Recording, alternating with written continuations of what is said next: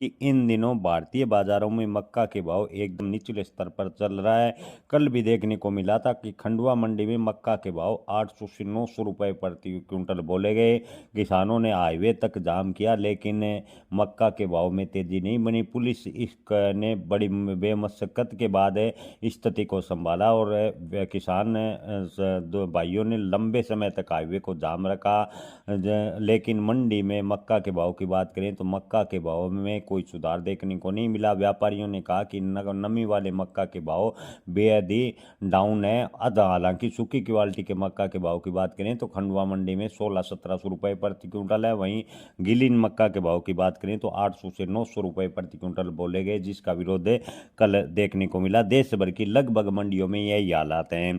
किसान भाइयों, इसके अलावा भारत और अमेरिका के बीच ट्रेड डील होने की उम्मीद है, लेकिन इसका डर मक्का के किसानों को अभी से सता रहा है। ट्रेड डील की चर्चा के बाद ही मक्का के भाव में इतनी गिरावट है, तो ऐसे में अटकलें लगाई जा रही है कि व्यापार समझौते के दौरान अमेरिका मक्का आयात से टैरिफ है भारत सरकार कम कर सकती है, जिसका मतलब है कि भारत अमेरिका से मक्का आयात करने की तैयारी कर रहा है और इसी चीज़ को लेकर मक्का के किसान परेशान है। अगर अमेरिकी मक्का भारतीय बाजारों में और आया तो मक्का के भाव पर और भी दबाव देखने को मिल सकता है।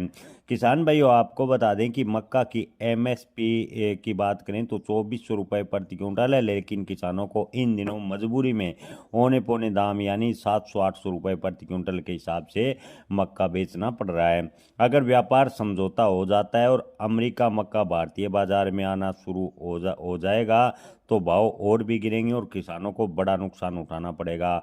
जिन किसानों को कभी मक्का के जरिए एनर्जी प्रोवाइडर बनाने का सपना दिखाया गया था, अब वे मक्का घाटे में बेचने को मजबूर है और किसानों को बड़ा नुकसान उठाना पड़ रहा है।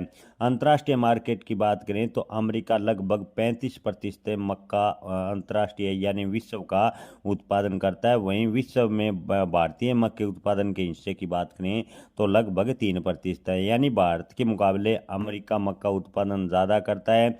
ऐसे में अगर व्यापार समझौते में मक्का के आयात पर ढील दी गई तो इसका नुकसान भारतीय मक्का किसानों को उठाना पड़ेगा।